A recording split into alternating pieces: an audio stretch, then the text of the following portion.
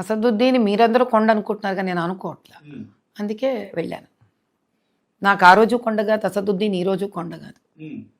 కొండగా నిలబడాలంటే వ్యక్తికి ధైర్యం ఉండాలి, ఆ వ్యక్తికి న్యాయము ధర్మము ఉండాలి. ఈ మూడు లేని వ్యక్తి కొండని మీరు అనుకుంటున్నారు తప్ప నేను అనుకోలే. అందుకే నేను చేసే ప్రయత్నం నేను చేశాను. ఓకే, ఆ ఎన్నికల్లో మీకు ఎలాంటి అనుభవం లభించిందని మీరు ఎక్స్పెక్ట్ చేస్తారు? చాలా విషయాలు, ప్రపంచానికి తెలియనివి ఎన్నో విషయాలుకి గంతలు విడిగిపోయేలాంటి విషయాలు తెలుసుకున్నాను.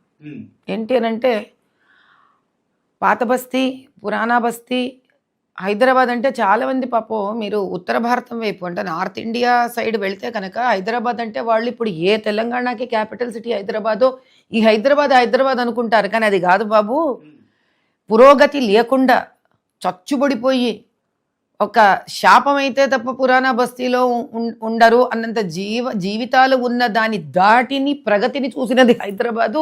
ఇది నామమాత్రపు హైదరాబాద్ అని తెలియని వాళ్ళు చాలామంది ఉన్నారు. అదొకటి బయటపడ్డాం. రెండో విషయం ఏమిటి అని అంటే, ఈ ప్రపంచానికి తెలంగాణలో మిగతా భాగాలకి అక్కడ హిందూ ముస్లింలు కొట్టుకుంటుంటారు,